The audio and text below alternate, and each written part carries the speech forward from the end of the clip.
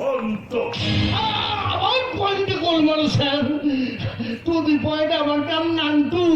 ঘটু না নান্টু, নান্টু ঘটক। তুমি ঘটক, তুমি হচ্ছে ঘটক। আমি ঘোড়া।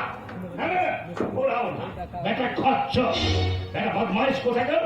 মিথ্যে কথা বলে মেয়ে দেখাতে নিয়েছে, আমার ভ্যালুয়েবল টাইমটাই নষ্ট করে দিয়ে। আগে না স্যার, আমি মিথ্যে কথা বলিনি, ওরা আমাকে মিথ্যে কথা বলেছিল। এই আমি আপনার পায়ে হাত। খবরদার পায়ে হাত দেবে না, চুপচাপ ওইখানে মাথার উপর হাত তুলে দাঁড়াও। আমি টু দি পয়েন্ট, তোমার বুকের মাঝখানে একটা গুলি করো।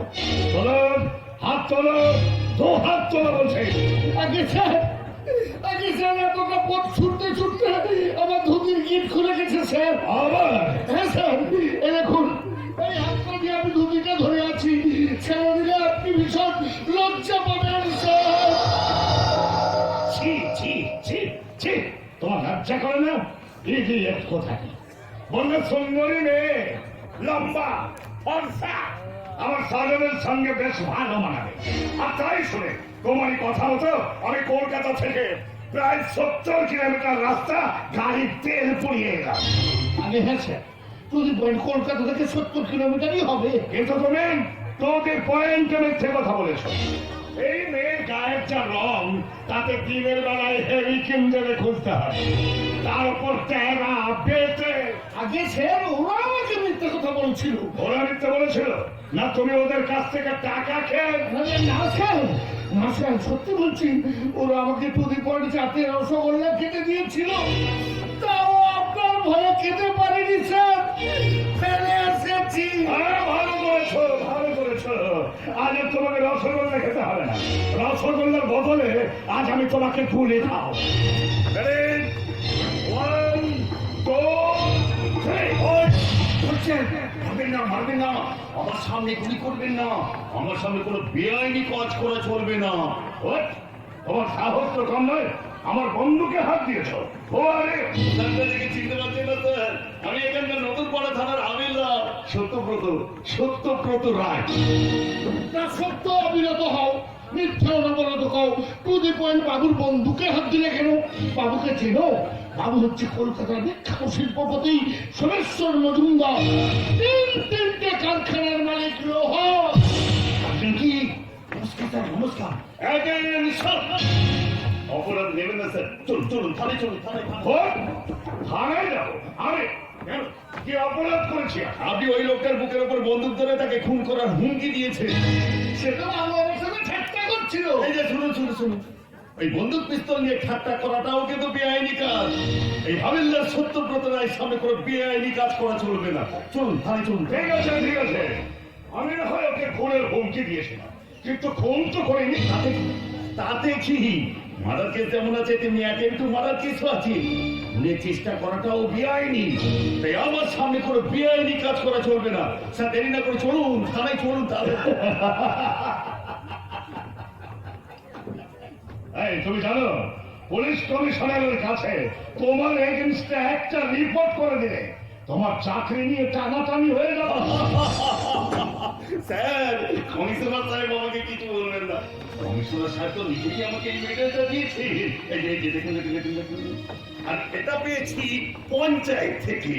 আর উসমান রাজাকে ধরার জন্য আমি এই মেডেলটা পেয়েছি। এর আগে সবাই কিন্তু এই সত্য হাবিলদারকে খুব ভালো করে চেনে। হ্যাঁ নিশ্চয় পাগল বলে চেনে। যা বলেছে আমি সবাই আমাকে পাগল বলে, থানায় বন্ধু বান্ধবরাও পাগল বলে, যেসব চোর ডাকাতদের ধরে নিয়ে যাই তারাও আমাকে পাগল বলে। কিন্তু এই হাবিলদার সত্যব্রত রায় কোনোদিন কোনো বেআইনি কাজ করে না। অন্য সময় নষ্ট করবেন না, চলুন চলুন থানায় চলুন। স্যার পাগলকে খেতে গেলাম নাই স্যার, কোথায় আছে বাকি পুলিশ ছুটে তার করবো, 10 মিনিটের কাছে ঠিক করো। ঠিক আছে ঠিক আছে। এই শোনো, তুমি কি বলতে চাইছো তা আমি বুঝতে পেরেছি। এই না, এই 50টা টাকা নিয়ে এখান থেকে 50 টাকা? আপনি আমাকে 50 টাকা দেখাচ্ছেন কেন? মন ভালো না বসি? ঠিক আছে, বিদেশ নিয়ে ভুলিয়ে যখন এসেই বলেছি তখন নাও, পুরো 100ই ধরো। 100 টাকা? আমি 100 টাকা নেব? তার কত দেবে তোমাকে? অন্য কেউ হলে এতক্ষণে পকেটে পুরে এখান থেকে বিদায় হতো। শুনুন শুনুন শুনুন, আপনি অন্য কারোর সঙ্গে আমার তুলনা করবেন না। আমার হাতে লাঠি, মাথায় টুপি, বুকে মেরে আমাকে দিয়ে কোনো বেআইনি কাজ করা চলবে না। আর কত চাই তোমার? 410। 410 টাকা? না না না না, টাকা নয়, টাকা নয়। ভারতীয় দণ্ডবিধির 410 নম্বর ধারা।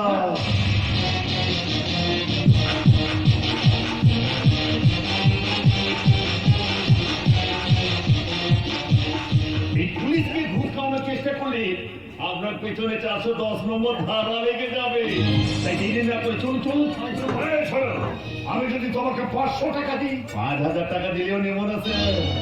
আমার হাতে লাঠি, মাথায় টুপি, বুকে মেরে আমাকে দিয়ে কোনো বেআইনি কাজ হবে না। এই জীবনে পুলিশের চাকরিতে আমি কারোর কাছ থেকে কোনোদিন হাত ধরে 5টা টাকাও নিয়েছি স্যার। 5টা টাকাও নেই। কেন? हर कदम अपना करेंगे, हर कदम अपना करेंगे, ये वतन तेरे लिए दिल दिया है गाली देंगे, ये वतन तेरे लिए दिल दिया है गाली देंगे, ये वतन তোমার সংসার চলে? চলে না, চলে না স্যার, চলে না। কি করে চলবে? বাড়িতে বিধবা মা, আমরা তো ভাই, আমি বড়, আর আছে আমার সংসার বড় বউ। ভাইটা একটা ভালো চাকরি করে, আর আছে স্যার আমার একটা ছোট্ট মিষ্টি বোন, নামটা সম্পূর্ণা, কলেজে পড়ে, বিয়ে ফাইনাল ইয়ার। মা সরস্বতীর কৃপায় ওই বছর পাস করবেই করবে, আর পাস করলে ওই মিষ্টি বোনটা বিয়ে দিতে হবে। ভালো চাকরি করি, তাই কোনো রকমের সংসারটি চলে যায়। কিন্তু কিন্তু ওই বোনটার যে বিয়ে কি করে দেব সেটা ঈশ্বরই জানেন। তাই এইভাবে হাতের লক্ষ্মীকে পায়ে ফেলছো কেন বাবা? কি বেআইনি কথা বলছে, কি বেআইনি কথা বলছে?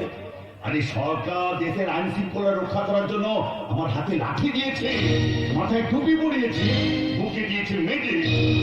আমি হাত তুলে দাঁড়ালে মন্ত্রীর গাড়ি এসেও থেমে যায়, আর সেই হাত পেতে ঘুষ নিয়ে আমি দেশের আইন ভাঙবো? না না না না, কখনোই না, কখনোই না। তাই তো তোমার সততাকে সম্মান দিতে, দেশের আইন শৃঙ্খলার ইজ্জত বজায় রাখতে আমরা দুজনে তোমার সঙ্গে থানায় যাবো। শিক্ষালে যাবেন, আপনারা সবাই শিক্ষিত মানুষ, আপনারা দেশ ও মাতৃকাকে সেবা করবেন, দেশের আইনকে সম্মান করবেন। তাই এই প্রশাসনকে সাহায্য করতে, এই প্রশাসনের প্রতি আমরা বাড়িয়ে দেবেন সাহায্যের হাত।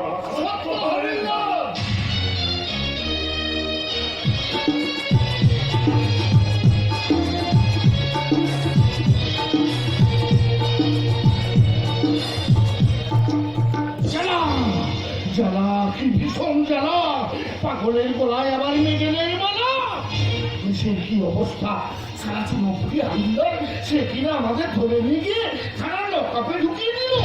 আর থানার বড়বাবু আমাদের দেখে চেয়ার ছেড়ে উঠে সসম্মানে নমস্কার করে আবার ছেড়ে দিল।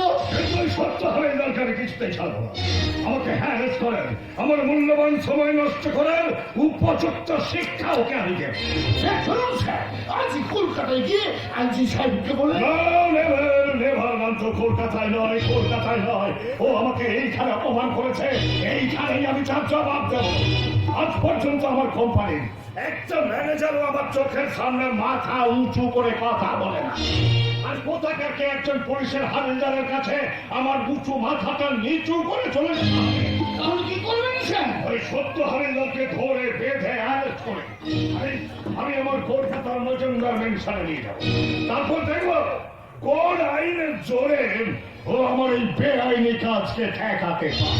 কিন্তু কোনো কিন্তু নয়, নান্ত কোনো কিন্তু নয়। আগে আমি নাম নয়, আমার নাম তবে কি আমার পয়েন্টে গোলমাল স্যার, এবার আমি নিজেই পয়েন্টে গোলমাল করে ফেলেছি। আমার নাম নান্টু, 100 বার নান্টু, 1000 বার নান্টু, লক্ষ বার নান্টু, নান্টু ঘটো।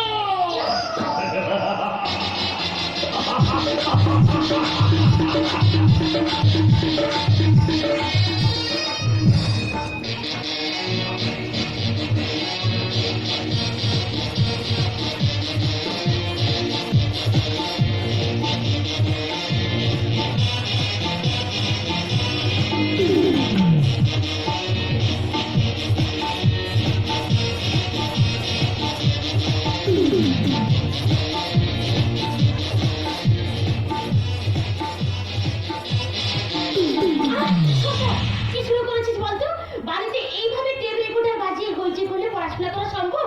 সামনের সপ্তাহে আমার বিয়ে ফাইনাল পরীক্ষা। কোন পরীক্ষা তো বাড়িতে সবাইকে ধান তুলবো হাতে নিয়ে বসে থাকতে হবে? সারাদিন অফিসের খাটা করার পর একটু রিল্যাক্স করতে পারবো না? এটা বাড়িতে লোক ছোটা, এটা বাড়ি। আর ভদ্রলোকের বাড়িতে থাকতে হলে কিছু নিয়ম কানুন মেনে চলতে হয়। কি বলি? ভদ্রলোকের বাড়ি? আরে এ বাড়ি কি বড় রাখেন নাকি? পৈতৃক বাড়িতে আমারও সমান অধিকার আছে। অধিকার যেমন আছে তেমনি দায়িত্ব নিশ্চয়ই আছে। এক সংসারে থাকতে হলে সবার সুবিধা অসুবিধা দেখতে হয়। তাই নাকি? তাহলে তুই সংসারের কোন অসুবিধা দেখছিস? ওনার নাম করে কাজে ফাঁকি দিয়ে দিব্যি বসে বসে আমার অন্ন ধ্বংস করছিস। ছোটদা, তোর অন্ন ধ্বংস করছে মানে? এই সংসারে মাথা হচ্ছে বড়দা, সেই আমাকে পড়াশোনা চালিয়ে যেতে বলেছে। আরে বড় তো বলেই খাস। ওই হাবেলদারি চাকরি করে পয়সা মাইনে পাই, এতগুলো মানুষের খাওয়া পড়া কিভাবে চলছে বড়দা তার কোনোদিন খবর নিয়েছে? এসব তুই কি বলছিস ঠিক ছোটদা? বলছি। সামান্য হাবেলদারি চাকরি করে পয়সা মাইনে পাই, তারপর বেআইনি কাজ করবে না, ঘুষ নেবে না, একেবারে ধর্মপুত্র যুধিষ্ঠির।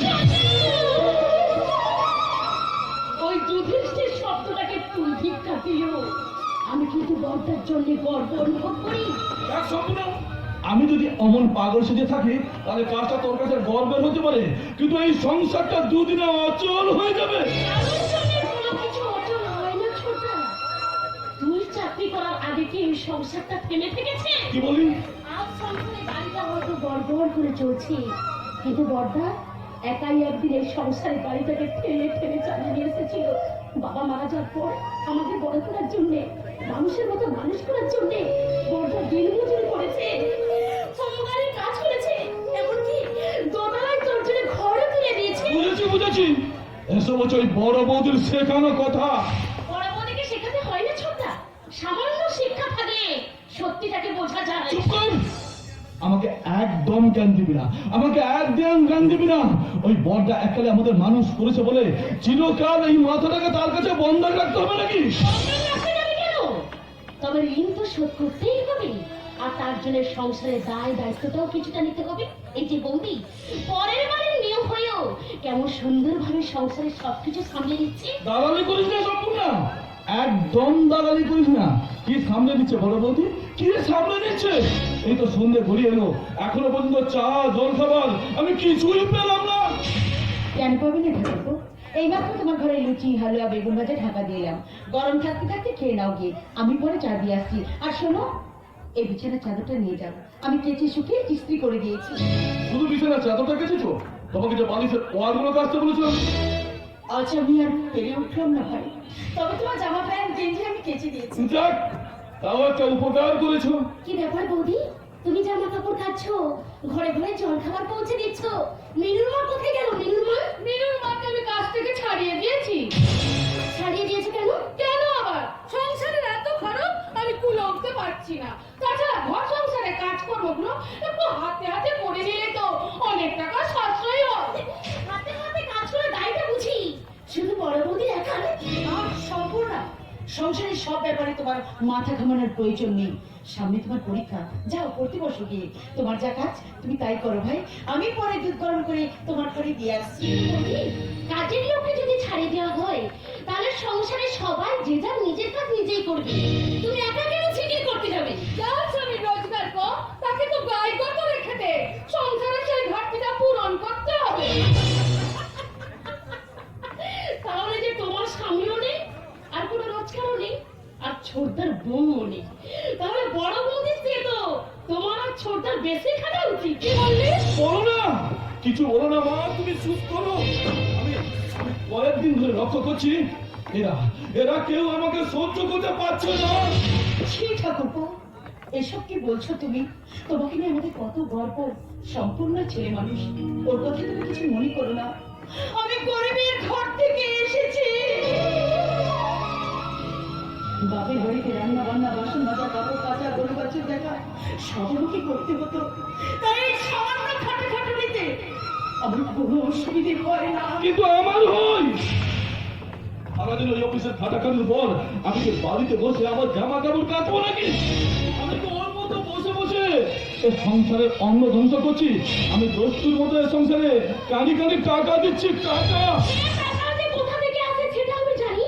তুই বিডিও অফিসে চাকরি করিস, লাইসেন্স, পারমিট, টেন্ডার, লোন সবকিছুতে তোর একটা রোজগার আছে। আছে বলেই তো তোরা এখনো বেঁচে আছিস। নইলে আবার সরকার যদি সত্যের মতো আইনবাদী হতো তবে তোদের মুখে এত বড় বড় কথার ফুলঝুরি পড়তো না। বাহ, চমৎকার চমৎকার চমৎকার। নিজের ছেলের ঘুষ খাওয়াটাকেও কেমন সুন্দরভাবে সমর্থন করছো। সাবধান সম্পূর্ণ, আমার সামনে দাঁড়িয়ে মায়ের মুখের উপর তুমি কথা বলবে না। কলেজে পড়ে তোমার এই শিক্ষা হয়েছে? এসব তো আর ওই স্কুল কলেজে শেখায় না। বাড়িতে যা শোনে তাই শেখে। তবে আমিও বলে যাচ্ছি, এই সংসারের জন্য অনেক কথা সহ্য করে আমি এখানে পড়ে আছি। তা না হলে আমার যা রোজগার তাতে করে যে কোনো দিন আলাদা বাসা ভাড়া করে আমি এখান থেকে চলে যেতে পারি।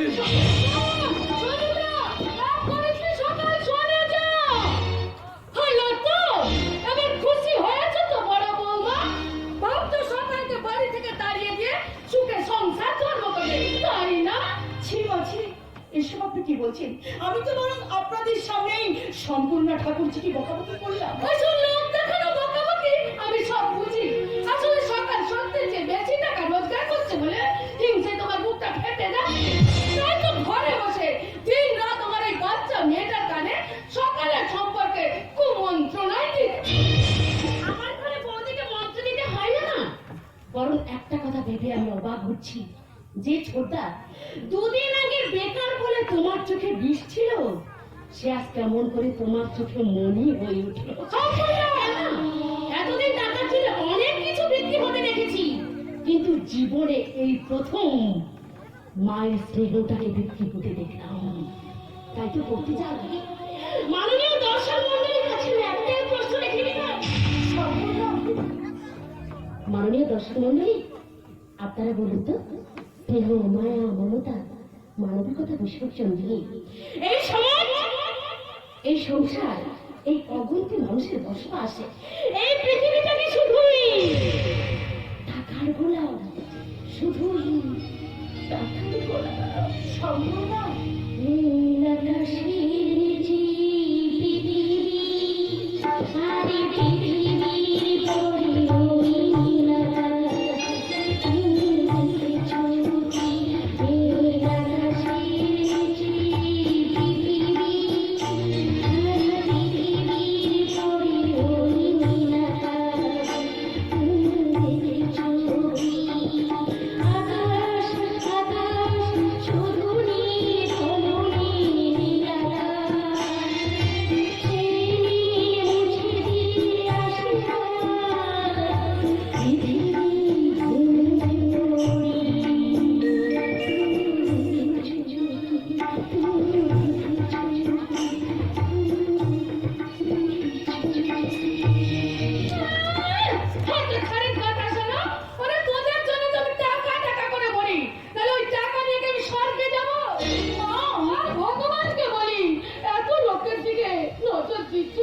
আমাকে এই হেনস্থা রাত থেকে মুক্তি দিতে পারছো না। ছি মা, এই ভর সন্ধ্যেবেলায় অমন অলক্ষণে কথা বলবেন না। তুমি থামো, নিজেই আগুন জ্বেলে আমার জল ঢালতে এসেছে। আগুন জ্বালার ক্ষমতা আমার নেই মা। আর জল ঢালার ক্ষমতা আমার নেই। আমি কি একটা মানুষ? সেটাকে মাঝে মাঝে বললে থাক থাক, আর পেঁচিয়ে কথা বলতে হবে না। বলে লুচি ভাজা হয়েছে। হ্যাঁ মা, আপনার ঘরে ঢাকা দিয়ে রেখে এসেছি। আপনার বড় ছেলে ডিউটি থেকে বাড়ি ফিরলে আবার না হয় গরম গরম কটা ভেজে দেবো কর। না না না না না না না না আর লুচি টুচি ভাজতে হবে না। আমার সত্য তেমন লুচি টুচি ভালোবাসে না। ওকে চাটি মুড়ি মাখিয়ে দিও। এখন থেকে তেল ঘি আটা ময়দা একটু হিসেব করেই চলবে। বাড়ির বড় বউ হিসেবে না হলে রাজার ভান্ডারও ফুরিয়ে যেতে পারে। কিন্তু সত্যরাজের ভান্ডার কোনোদিন ফুরবে না মা, আর ফুরোতেও পারে না। এই আমার পাগলারা। বলো বলো, আর যাই বলো, আমি হচ্ছি দিলকা রাজা। আর আমার এই চড়া বুকটা হচ্ছে আমার ভান্ডার। এই ভান্ডার কোনোদিন ফুরবে না মা। বাড়িতে ঢুকে কিসের করতে গল্প পাতি মনে হচ্ছে। বড় দেখে দেখি ঠিক ধরেছি, বাড়িতে লুচি ভাজা হয়েছে। লুচি রেখে আমার বড় খিদে পেয়েছে। লুচি আর নেই, তুমি হাত মুখ ধুয়ে এসো, আমি তোমার জন্য মুড়ি মেখে দিচ্ছি। সত্যি কথা বড় বৌমা, বাড়িতে সবাই লুচি খাবে আর আমার সত্য পাবে না তোমার। সবাই তো তেল ঘি আটা ময়দা কোনো কিছু আনতে কার্পণ্য বোধ করেনি। একটু গায়ে গতরে থেকে বানিয়ে দিতে তোমার এতই আলিস্য। কুড়ে মা কুড়ে, আজকালকার বউরা একেবারে কুড়ে বাট। না জানি মা, তাড়াতাড়ি হামলা করে চল, লুচি বানিয়ে চল। যে আমার ঘরে আয় বাবা, আমি না খেয়ে তোর জন্য টাকা দিয়ে রেখেছি, তুই খাবি চল। আর ততক্ষণে বৌমা না হয় আমার জন্য গরম গরম কয়েকখানা লুচি ভেজে দেবে। কি বৌমা, ঠিক বলিনি?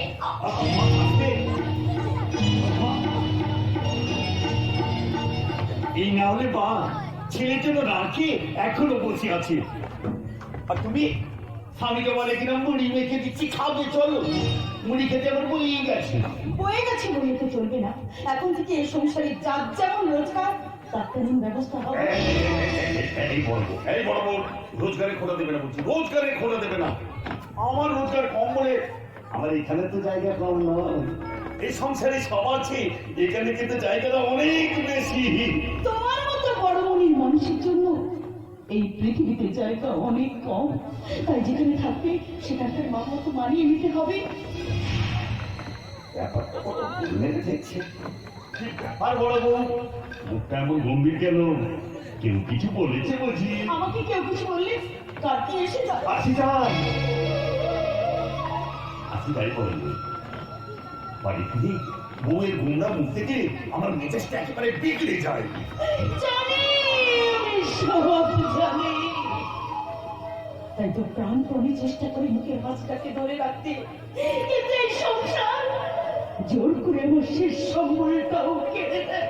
ভাত খাবনা বড় বউ, ভাত খাবনা।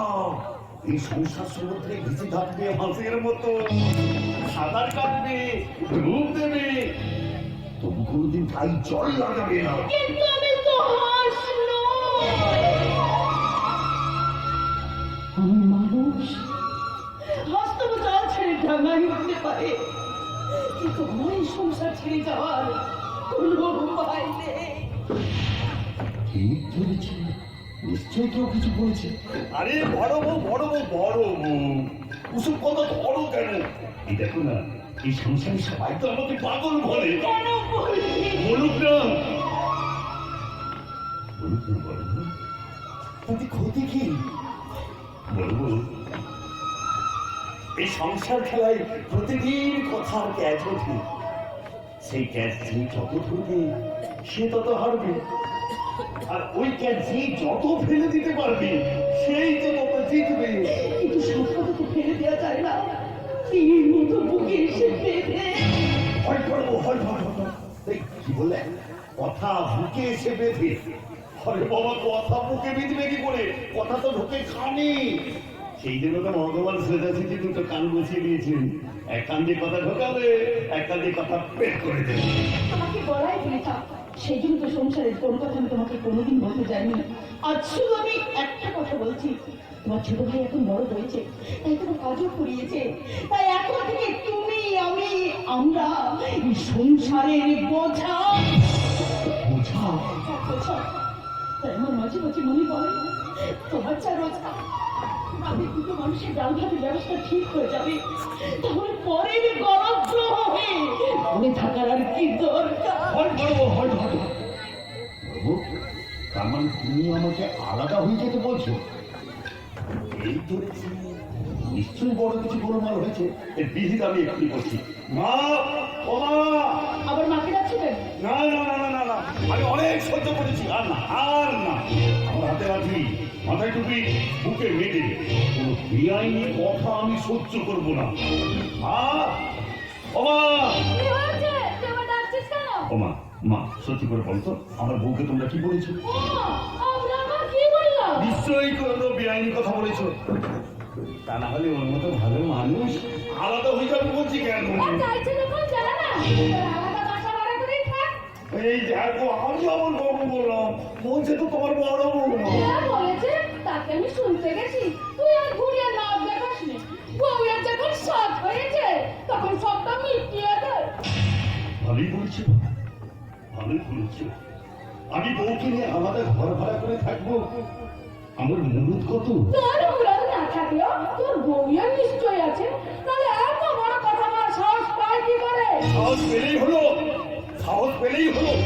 আমার হাতে লাঠি, মাথায় টুপি, বুকে বেড়ে, তাছাড়া সত্য? আমার মা তোমার নেই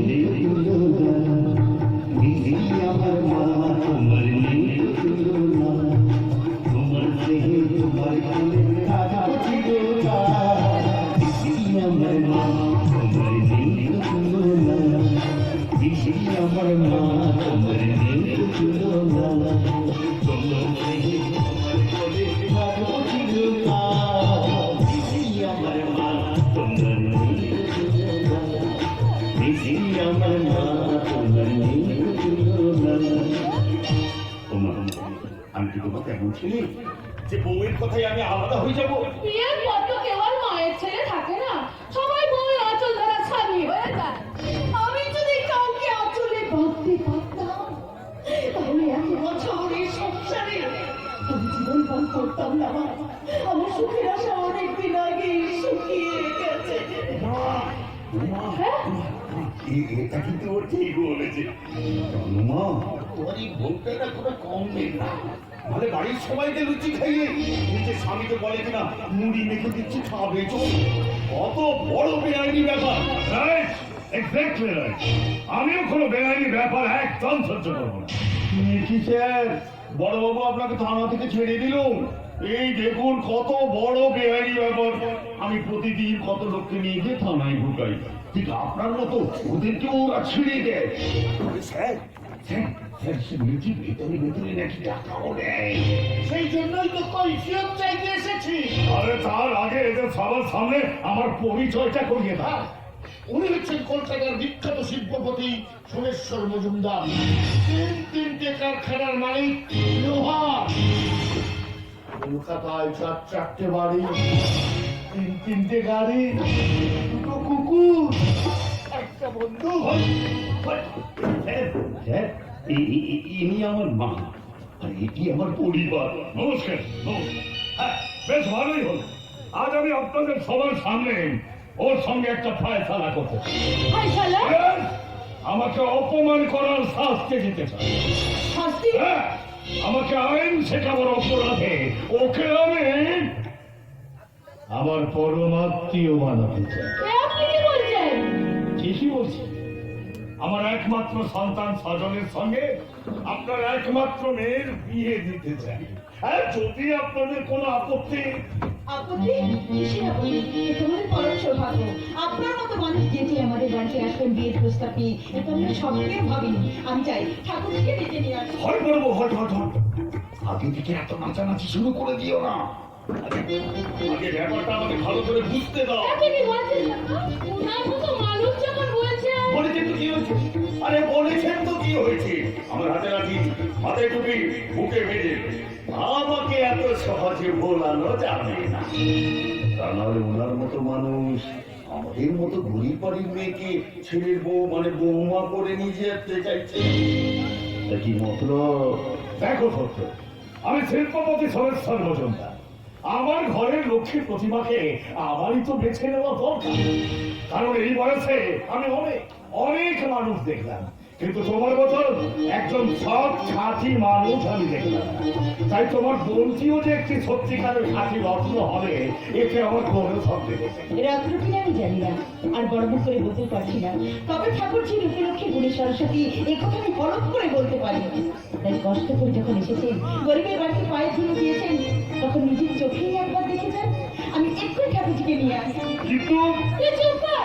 চলো মামা, তাড়াতাড়ি চলো, তাড়াতাড়ি। সেই সঙ্গে ধান দুর্বা আর একটা শঙ্খ যদি আনেন, দুদি পয়েন্ট খুব ভালো হয়। আপনাকে কোনো চিন্তা করতে হবে না, আমি সব ব্যবস্থা করছি। আসুন মা। তাই চলো মামা। আমার কথা আচ্ছা, আপনি কেমন মানুষ মশাই? বাড়ির মেয়েদের মনটা এত তাড়াতাড়ি ভিজিয়ে দিলেন। কিন্তু আপনার ছেলে দেখতে কেমন, কি করে, রোজগার কত? ছেলে দেখতে কেমন সেটা বাবুকে দেখে চিনে নেন। ছেলে হচ্ছে হিন্দি বাংলা সিনেমার হিরো হিরো, একেবারে নায়ক। আর ছেলে আমার ইঞ্জিনিয়ার। নিজের কারখানা ব্যবসা ছেড়ে পরের চাকরি করার কি দরকার? আর হ্যাঁ, রোজগার তা ফেলে ছড়িয়ে মাসে 50,000। 50,000? বলেন কি? কি ব্যাপার শুনে একেবারে টেরা হয়ে গেলেন তো? দুর্বধাই টাকা পয়সার কথায় এই সত্য হরিদাকে টেরা করা যায় না, কারণ আমার হাতে আছি, মাথায় টুপি, বুকে মেডেল, তাই তো? একেবারে টু দা পয়েন্ট ঠিক কথাই বলেছে। আরে এসো মা, এসো। বাবা বাবা বাবা, এটা একেবারে সাক্ষাৎ লক্ষ্মী প্রতিমা। আপনার পছন্দ হয়েছে তো? আমার পছন্দ অপছন্দের কোনো প্রশ্নই ওঠে না। ভগবান ওকে মজুমদার বাড়ির বউ করেই পাঠিয়েছেন। তাও মা, তাও শান্তি। এই নিন। আমি আশীর্বাদের কালচার এখনই ছেড়ে রেখেছেন। আজকে তিনি আপনি আমার বোনকে আশীর্বাদ করবেন না? একে কি বলছিস শুনতো? আমি ঠিক বলছি না। একবার আশীর্বাদ রেখে ওই পথ থেকে যে আর ফেরার পথ থাকে না, তাই তাই আমি নিজেকে ওনার বাড়ি ঘর দোর সব দেখে আসতে চাই। ওগো তুমি? যেখানে আমার বোনের ভবিষ্যৎ জীবন নির্ভর করছে, সেখানে সেখানে আমি অন্য কারোর কথা কিছুতেই বিশ্বাস করতে পারি না। দাদা, তুমি কিন্তু অনেক অপমান করছো। না, সত্য আমাকে কোনো অপমান করেনি, বরং সত্যিকারের অভিভাবকের মতো কথা বলে। বোনের বিয়ে দেওয়ার আগে সবকিছু দেখে শুনে জেনে নেওয়া উচিত। কিন্তু না না না, কোনো কিন্তু নয় সত্য, কোনো কিন্তু নয়। আজ আমি কলকাতায় ফিরে যাচ্ছি। এই না আমার ঠিকানা লেখা কাজ। কালই তুমি কলকাতায় চলে এসো, আর সেখানে গিয়ে আমার বাড়ি ঘর আর ছেলে দেখে যদি তোমার পছন্দ হয় তবে তাকে কথা বলা যাবে। আচ্ছা, এখন আমি চলি। নমস্কার নমস্কার। এই নাট্টু ঘটকের এ বাড়িতে আসার পথটা যেন থাকে পরিষ্কার। নমস্কার। দাদা, দাদা তুমি কি মনে করেছো কি এইভাবে সারাটা জীবন পাগলামি করে আমাদের সংসারটা তুমি সর্বনাশ করবে? কি বলি ভাই, আমি সর্বনাশ করছি? তোমরা কেন বুঝতে পারছো না? ওই মানুষটা ছেলেটা তার বাবার মতো নাও হতে পারে। যদি সেই ছেলেটা মাতার লম্পট কিংবা চরিত্রহীন হয়, তাহলে ঠাকুর থেকে যে সারাটা জীবন চোখের জল ফেলতে হবে। তুমি চুপ করো। সত্য দিন না চোর ছেড়কে নিয়ে ঘর করছে বলে সবাইকে তাই মনে করতে হবে? মা। না, তুই আমাকে মা বলে ডাকবি না। তুই আমার শত্রু। সারা জীবন ধরে তুই আমার সঙ্গে শত্রুতাই করেছিস। তুই তার শত্রু, বিবির শত্রু। মা, মা তুমি কি বললে? আমি ঘর শত্রু বিভীষণ? হ্যাঁ, ঠিক তাই, ঠিক তাই। এতদিন তোমার অনেক পাগলামি সহ্য করেছি, কিন্তু আর নয়। এবার যদি সম্পূর্ণ বিয়েটা ভেঙে যায়, তাহলে কিন্তু এই বাড়ির দরজাটা তোমার কাছে চিরদিনের মতো বন্ধ হয়ে যাবে। এই কথাটা জানিয়ে দিয়ে গেলাম। ভাই, আমার কথাটা শোন। সকাল সকাল শুনে যা, মাথা গরম করে চলে যাস না। হে ভগবান!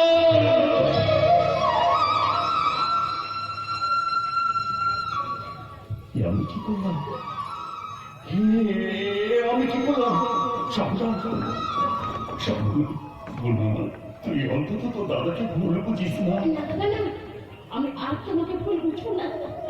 এতদিন ধরে ভুল করি আমি তোমাকে বড় দাদার আসলে বসিয়ে শুধু ভালোবেসেছিলাম। আজ থেকে রোজ ভক্তি করে তোমাকে তো প্রণাম করবো দাদা। ওরে না রে না, আমি তাকে প্রণাম পাওয়ার যোগ্য নই। আমি কেন প্রণাম পাওয়ার যোগ্য নই? আমি এমনই এক অপদার্থ মানুষ। জীবনের কঠিন অঙ্কগুলোকে আমি হাসতে হাসতে গড়িয়ে ফেলি। আমার মতো পাগল এই পৃথিবীতে কোনো জায়গা নেই। আমার বেঁচে থাকার কোনো অধিকার নেই। আমার বেঁচে থাকার কোনো অধিকার নেই। না গো না, তুমি পারবে না। চোখের জল তোমার মানায় না। এই সংসারে চেনা মানুষগুলো চেয়ে তুমি অনেক বড়, তাই ওই বড় লোক মানুষের আত্মীয় হওয়ার জন্য তুমি ওদের মতো পাগল হয়ে ওঠো। তাই ভগবানের কাছে প্রার্থনা করি, তোমার মতো পাগলের মেলায় এই দেশটা, এই পৃথিবীটা যেন তুমি ভরিয়ে দেন বৌদি।